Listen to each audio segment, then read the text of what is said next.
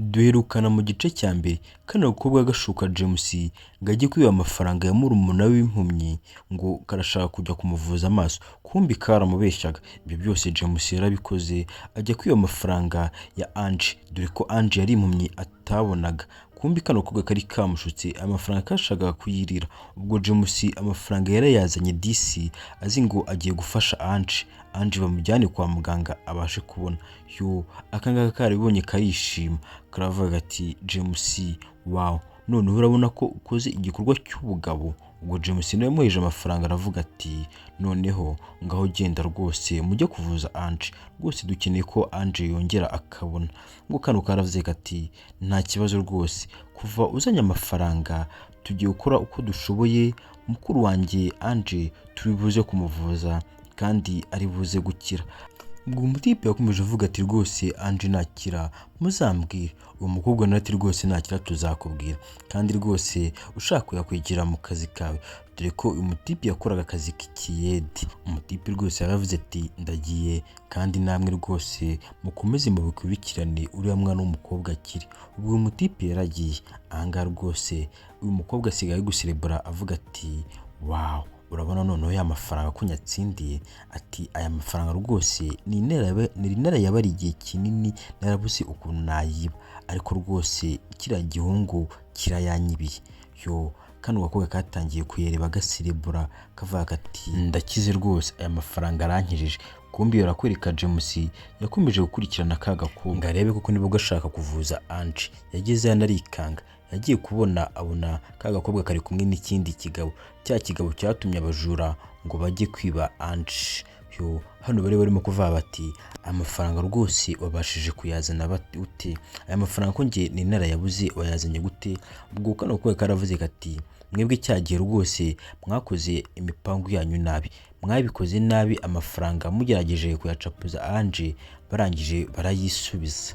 Ati ariko ngiye rwose nakoresheje uburyo bwanjye, ngiye narakubwiye ngo nzakoresha uburyo bwanjye kandi amafaranga nzayabona. Kumbi ibi byose bakabivuga ntabwo bari bazi ko James arangwa hafi arimo kubumva.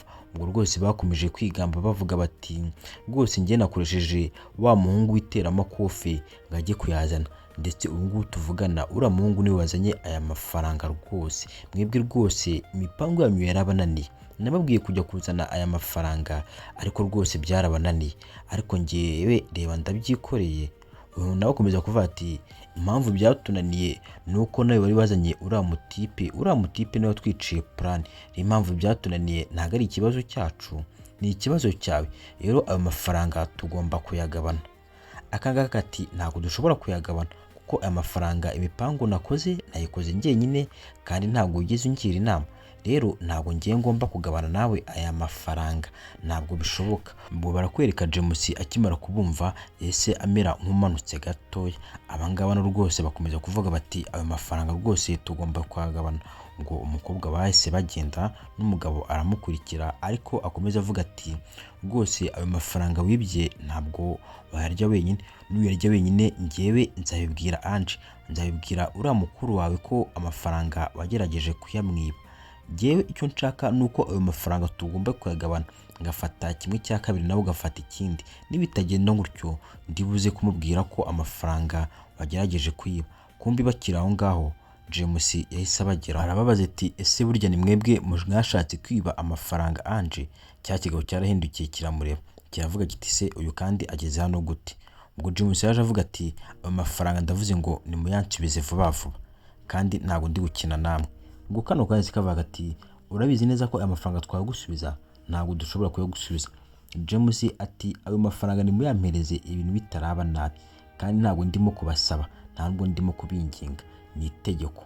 Ubwo icyo kigabo cyeze kivuga kiti vaho ngaho sha, ubundi urinde wivanga ibibazo by'imiryango, ibi ngibi ntabwo bikureba. Rero umusore muto ibi ngibi ushaka yovamo. Ubwo umusore James yaje yegera kino kigabo arakibwira kiti ako ubundi wowe ko mbona wabyimbye agatuza urashaka guhangana nanjye? Iki ngiki cyarasetse cyane kimupinga, dore ko kitari cyarigeze gihura nawe. Kiti nk'uko twabikubwiye, niba ushaka kurengera ubuzima bwawe va hano ugende, ndetse n'amafaranga ntabwo tuyaguha. Ngo James yahise avuga ati okay nta kibazo, ubwo ndabona ushaka kurwana, urashaka kurwana nanjye. James nk'umusore w'iteramakofe yamukubise igipfunsi kimwe mu nda. Cya kigabo gihita cyicara hasi arakibwira ati wowe reka mubwize ukuri, na nk'uko nabibwiye mugenzi wawe wagerageje kwiba bwa mbere, aba bantu bo muri karitsiye ni njye ugomba kubarinda, nta burenganzira na bumwe mama mufite bwo gukora ku bantu njye ndinda, iyo ndinda umuntu mba murinda. Yahise amukubita n'igipfunsi, cya kigabo kigwa hasi. Ubwo ka karumuna ka Ange kagerageje kwiruka, James yahise agafata ahita akagarura, aravuga ati ubundi wowe biti, kumbe ni wowe, ibi byose ni wowe ubyihishe inyuma, ni wowe wagerageje gushaka abajura ngo bajye kwiba murumuna wawe mukuru wawe. Ati wowe ntabwo ndi buze kukubabarira kugeza ubwo uri bugende ukabwira Ange ibintu byose wakoze, nutabivuga njye ndi buze kubivuga. Ubwo hano barakwereka Ange rwose arimo kuvuga ati ese ko nta muntu mbona, abandi mwagiye? Ange rwose yabuze abantu. Ubwo uyu nguyu akomeza kumbwira ati genda ubwire Ange ukuntu ibintu byose byagenze, nutabikora njyewe ndi bugende byose mbivuge. Ange rwose nawe akomeza kuvuga ati ese abantu hano mwagiye? Ngo barakwereka James yese aza abafashe, aza ari kubakurubana avuga ati muze mbajyane, mwebwe murageza kwiba umwana w'umukobwa. Kumbi bageze hano uyu mugabo James yaje abafashe bose, abafasha ati nimutavuga ukuri njye ndi buze kubivuga byose ukuntu bimeze.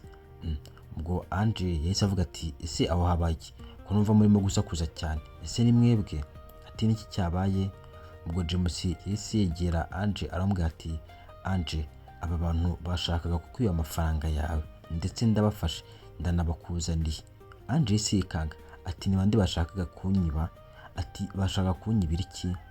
James ati babaze, harimo murumuna wawe ndetse n'uriya mugabo wundi ntazi.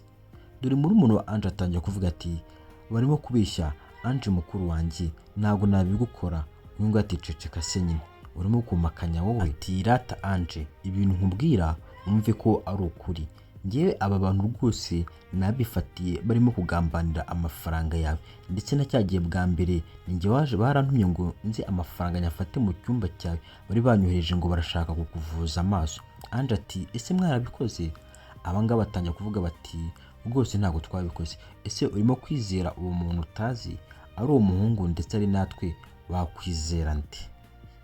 Ubwo uyu James yahise abacapuza y'amafaranga aravuga ati singaya amafaranga. Ati Ange, amafaranga singaya? Barimo kuvuga ngo ni amafaranga bakwibye, amafaranga singaya? Ati ahubwo naba bajura ba mbere bigeze kuza kugerageza kukwiba amafaranga tukayagaruza, ni abangaba bari babyihishe inyuma, abangaba byose bari babyihishe inyuma, njye nabyumvishe babivuga. Ati aba bantu ntabwo ugomba kubizera rwose, nubwo harimo murumuna wawe ariko rwose ntabwo ugomba kubizera. Ubwo James yatangiye kubwira Ange ukuntu ibintu byose bimeze, amusobanurira akantu ku kandi ukuntu bagerageje kumwiba. Abangaba nabo rwose bakagerageza gusaba imbabazi bati Ange arimo kutubeshyera, uwo muntu rwose arimo kugerageza kutubeshyera. Ange yahise avuga ati ibintu byose uyu muhungu ambwira ni ukuri. Uyu muhungu James ntabwo arimo kumbeshya, arimo kumbwiza ukuri, kuko nanjye nari narabiketse ariko nta bimenyetso nari mfite. Ariko ubwo James ambwije ukuri ntabwo nabihakana rwose, mwagerageje kunyiba mwebwe. Ati kubw'iyo mpamvu rero ntabwo mbashaka mu maso yanjye, nimumve imbere mugende, kandi sinzongere no kubabona n'undi munsi n'umwe, ntabwo nkibashaka rwose, amasura yanyu nayahaze rwose, nimuve hano mugende, ntabwo muri abantu beza kuri njyewe, ntabwo muri inshuti nziza pe, nimumve imbere mugende. Ubwo Ange nyine yise abirukana arababwira ati simbashaka rwose, bakomeza gusaba imbabazi ariko nyine bibi by'ubusa. Ange arabirukana ati no mu nzu yanjye ntabwo mbashaka, mu nzu yanjye mujye gushaka aho kuba, pana hano iwanjye. Ubwo James yahise avuga ati ariko ubundi ibintu babwiye ntabwo mwabyumvishe, bababwiye ko batabashaka hano, mwebwe muracyakurikirana, nimuve hano mugende. Ubwo James yatangiye kubasunika abirukana ati nibave aho ngaho bagende, kuko Ange yari yamaze kubirukana. Ahangaba bagiye bavuga bati kino kigo cyakomeje kubwira uyu murumuna wa Ange ati ase ubundi si wambwiye ko ibintu byose bari bikoze neza, njye nakubwiye ngo uriya mutipe wazanye nyine ikibazo kuri twebwe, ariko reba ibintu adukorera, reba amafaranga yose duhombye kuberaho, ewana urambabaje cyane. Ubwo rwose bagiye biciraguraho, bagiye rwose bababaye cyane.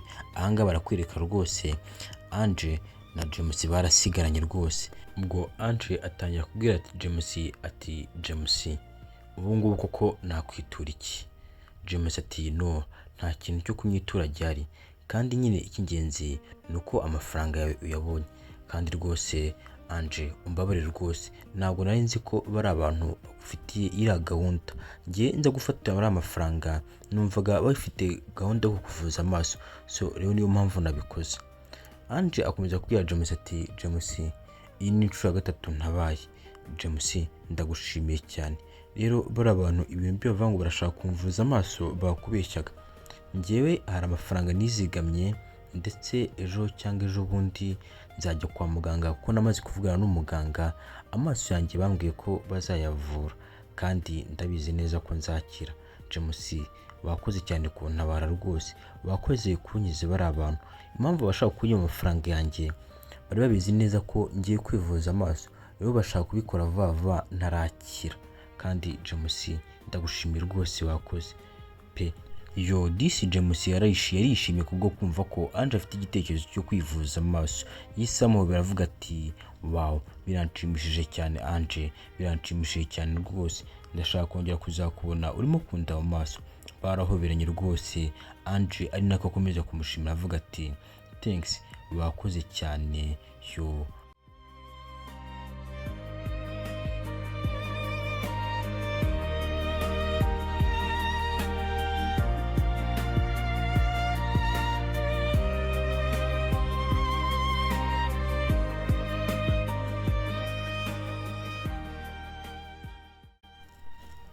Ubwo barakwereka nyuma y'iminsi mikeya Ange agiye kwa muganga, ko hano barimo kukwereka rwose Ange yaragarutse atuvutse ibitambaro ku maso. Ubwo yaje imbere ya James rwose arimo kumwitegeza. Ange arambwira ati James, ubu ngubu tuvugana mvuye kwa muganga kandi ndabizi neza ko amaso yanjye kuri inshuro bayavuye. Yo James disi nawe yambaye neza, yaje guhura n'umukunzi we, urabona ko James yabaye igisore cyiza cyane. Ange arambwira ati James, ndashaka ko ari wowe muntu wa mbere mbona mbere yuko amaso yanjye areba. Ndashaka kubona rwose, Imana ifashe uko ndi kugutekereza mu bwonko bwanjye, ariko nzagusanga umeze. Yo Ange yarishimye cyane aravuga ati James, ubu ngubu niteguye kubona umugabo w'inzozi zanjye, niteguye kukureba. James ni rwose yarari aho ngaho ategereje ko abona Ange arimo kumureba mu maso. Ubwo James yaravuze ati njye ndumva mfite n'amatsiko, ahubwo reka ngukureho kano gatambaro kuko njye ndashaka kukureba turebana mu maso. Ubwo James yatangiye kwegera Ange gake gake, atangira rwose kugenda amuhambura agatambaro gake gake. Yo mbega urukundo rwose na James ni rwose yarishimiye kubona, yari afite amashusho yo kubona Ange amureba mu maso. Ubwo atangiye kumuhambura ka gatambaro gake gake ngo arebe nimba Ange yabasha kuba yakize. Yo James disi akomeza amukora agatambaro gake gake kubikiranura arebe rwose. Gusa mbibutsa rwose nimba utarakora subscribe rwose urasaba ukanda subscribe, comment and share kugira ngo ujye ubasha gukurikirana izindi nkuru nyinshi nk'izi ngizi z'urukundo. Uko James yagakomeje gukora agatambaro, akomeza gukura agatambaro gake gake. Yo ubwo James yakomeje gukuraho gake gake amukura utuntu turi ku maso kugira ngo arebe nimba Ange yarabashije kuba yakize. Yo Ange ni umukobwa mwiza cyane. Ubwo James yakomeje akamukuraho, katurobe nimba Ange ashobora kuba yakize. James rwose yabikoze yitonze kugira ngo arebe nimba umukunzi we cyangwa se umukobwa Ange yabasha kuba yakize. Yo ubwo Ange rwose yeguye amaso gake gake, akibona James arikanga. Yabonye James arikanga rwose, James nawe rwose agatwenge ni kose. Ange yahise avuga ati ntabwo bishoboka. Yarishimye cyane aravuga ati ese ni gute? Ukuntu naba ngutekereza, ukuntu nagutekerezaga neza niko ngusanze. Uri umuhungu mwiza, uri umuhungu w'ibogari, uri umuhungu wateruye. Wow, biranshimishije cyane. Ange yarishimye cyane kubwo kubona James rwose ari umutipe mwiza, umutipe yumva agashaka. Ange yarishimye aravuga ati ubu ngubu rwose kuva mbashije kureba ntabwo nzatuma ubasha kunca mu ntoki, ntabwo uzabasha kuncika. James yahise avuga ati nanjye rwose ntabwo uzancika. James yahise avuga ati wimbwira byinshi rwose njye ndashaka kuguhobera. Bahise bahoberana rwose. Urukundo ruratsinda iteka ibyiza biratsinda rwose. Gusa nawe utarakora subscribe rwose urasabwa gukanda subscribe. James aramubwira ati nanjye ndakwishimiye cyane kandi nishimiye kubona urimo kureba.